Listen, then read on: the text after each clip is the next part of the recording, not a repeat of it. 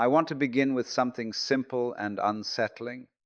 The moment you start to wake up, truly wake up, you will notice a strange distance growing between you and the world you once fit into so effortlessly. Not because you have become better, wiser, or above anyone else, but because you are no longer asleep in the same way. Awakening does not add something to you. It removes something, and what it removes was what made you blend in. Let me ask you something before we go any further, and I want you to answer honestly, even if only to yourself. Have you ever felt like you no longer belong where you once felt at home, simply because you began to see life differently? If this question touches something in you, tell me in the comments, because that feeling is far more common than you think. You see, society functions on shared unconsciousness. That is not an insult, it is a description. Human beings coordinate themselves through habits of thought, agreed upon values, inherited ambitions, and unexamined beliefs. This shared trance is what makes crowds possible. When you awaken even slightly, you step out of rhythm with the collective beat. And rhythm, more than reason, is what binds crowds together. Awakening is not dramatic in the way people imagine. It does not come with lightning bolts or declarations of enlightenment. More often it arrives quietly, like a question that will not go away. A sense that something everyone is chasing does not actually satisfy. A recognition that many conversations are rehearsed. A realization that you have been living by scripts you never consciously chose. And once you see that, you cannot unsee it. This is where separation begins. Not separation from people, but separation from the automatic agreement that sustains the crowd. You stop nodding reflexively. You stop pursuing goals simply because they are admired. You stop fearing things simply because everyone else does. And to the crowd, this feels threatening not because you are attacking it, but because you are no longer synchronized with it. The crowd depends on consensus. It depends on reinforcement. When someone steps out of line, even silently, it introduces doubt, and doubt is contagious. So the awakened individual is often labeled strange, distant, arrogant, lost, impractical. Labels are tools the crowd uses to protect itself from self-examination. But awakening is not a rejection of humanity. It is an encounter with it. You begin to see people not as roles successful, failed, powerful, insignificant, but as beings acting out patterns they did not invent. This does not make you superior. If anything, it humbles you, because you see how easily you too were carried along. The pain of awakening lies here. You can no longer fully participate in what you can see through.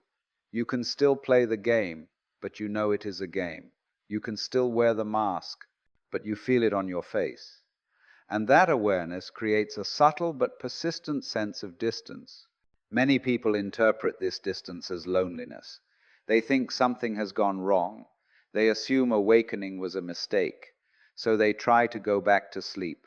They drown the questions in noise. They bury insight under productivity. They trade awareness for acceptance. And it works for a while. But the cost is internal division. To deny what you see is to split yourself in two, the part that knows and the part that pretends not to. And that division is far more painful than separation from the crowd. Awakening separates you because the crowd moves by momentum, not awareness.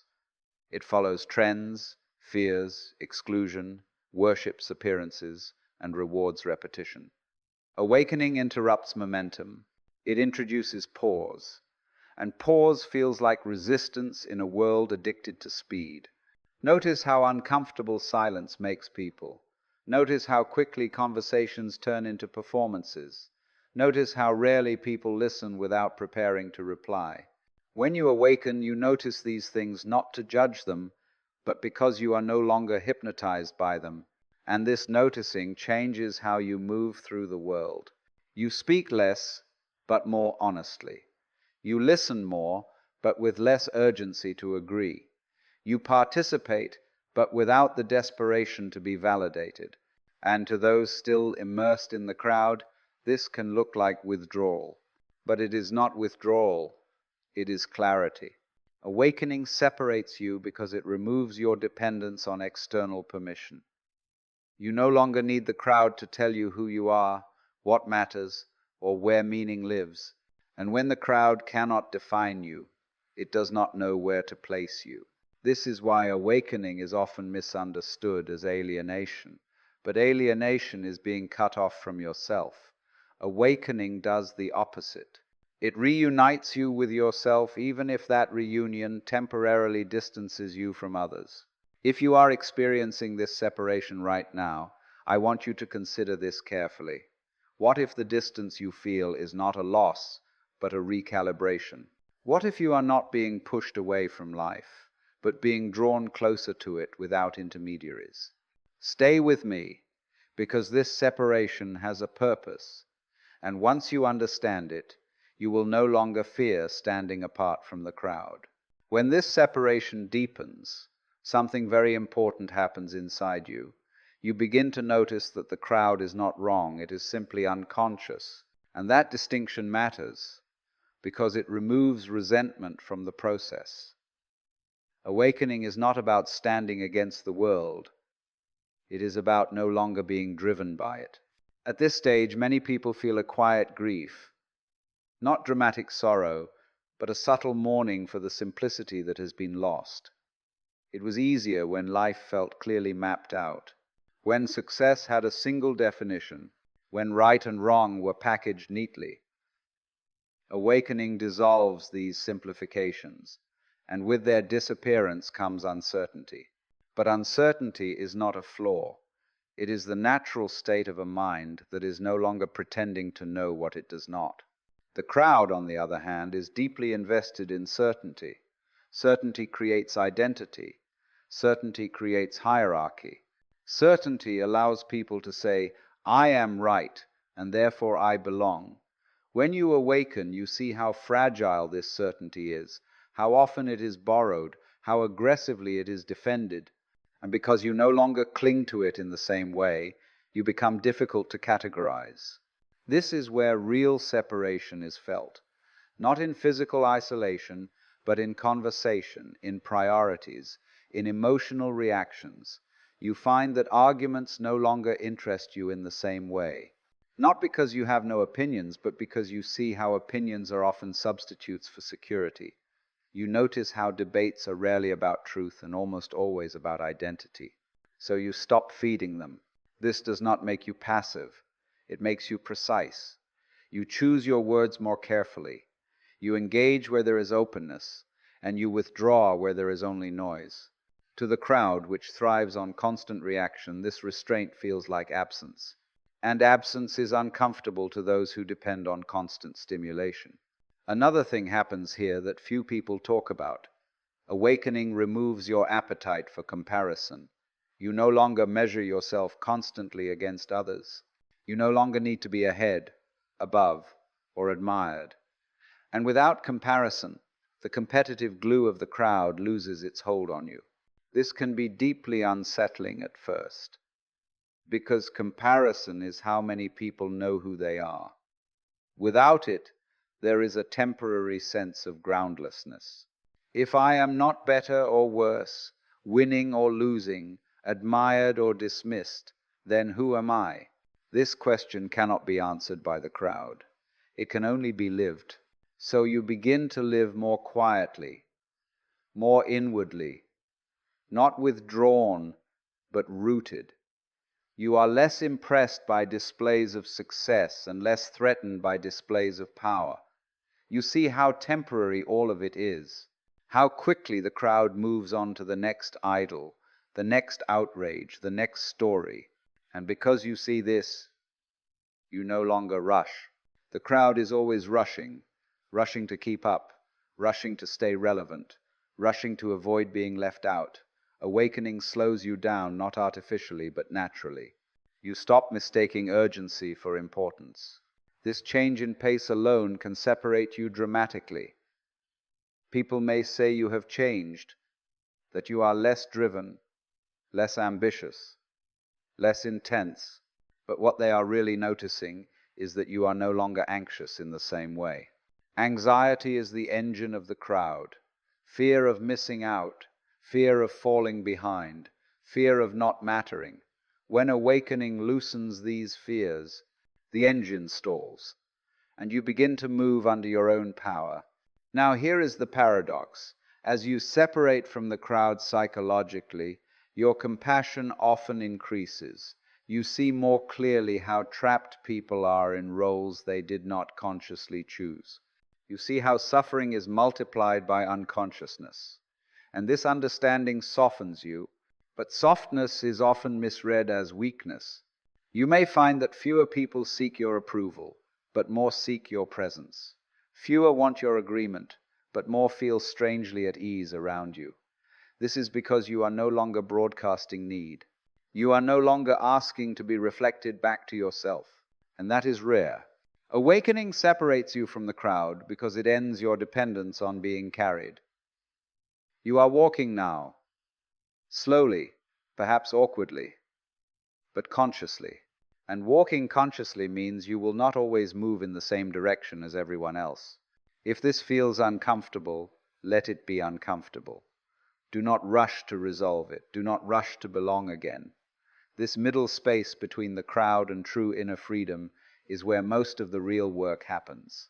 Stay here with me, because the final stage of this separation is not isolation, but a kind of connection the crowd cannot offer, and once you see it, you will understand why awakening was never meant to fit in. Eventually, if you do not retreat back into the noise, this separation reveals its deeper meaning. What first felt like being pushed away turns out to be a drawing inward, not into isolation, but into alignment. You begin to realize that awakening was never about leaving humanity behind. It was about meeting it without distortion. The crowd lives by reflex, by inherited patterns, by emotional contagion. When you awaken, you step out of reflex and into response, and response requires space. That space is what you initially experience as separation, but in that space something extraordinary becomes possible. You start to see people clearly without needing them to be different. You stop trying to rescue, correct, or convince. You allow others to be exactly where they are, because you are no longer using them to stabilize your own identity. And this allowance creates a form of respect far deeper than agreement. This is where the crowd truly falls away, not because you reject it, but because you no longer need it to define reality for you. At this stage, solitude changes its flavor. It is no longer heavy or sharp. It becomes transparent. You can be alone without feeling cut off. You can be with others without feeling absorbed. There is a flexibility here that was impossible before, when you were either clinging or resisting. You begin to understand something subtle. The crowd is not a place, it is a state of mind. And once that state loosens its grip, you can walk through the world freely. You can attend gatherings without being consumed by them. You can engage in systems without being owned by them. You can participate without forgetting yourself. This is true freedom, not rebellion, not withdrawal, but non-attachment. People often imagine awakening as an escape, but it is actually a return to direct experience, to hearing before interpreting, to seeing before labeling, to being before explaining. And this return strips away the artificial boundaries that once made you feel separate in the first place. Here is the final paradox. Awakening separates you from the crowd, but it brings you closer to life. You feel the wind more directly. You listen more carefully. You notice small things, the tone of a voice, the tension behind a smile, the silence between words. And in this attentiveness, life becomes intimate again. You may still be misunderstood, you may still feel out of step, but it no longer troubles you in the same way, because you are no longer seeking refuge in agreement. You have found something more stable than approval, and when you speak from this place, your words carry a different weight. Not because they are louder, but because they are not trying to persuade. They are simply expressing what is seen. Some will recognize this, many will not, and that is perfectly all right. Awakening was never meant to create followers. It was meant to create clarity. So if you find yourself standing slightly apart, watching the rush rather than being swept by it, do not assume you have failed at belonging. You may have succeeded at something far more rare. You may have learned how to be present without being possessed. And in that presence you will discover that you are not outside the world at all. You are simply no longer lost in the crowd.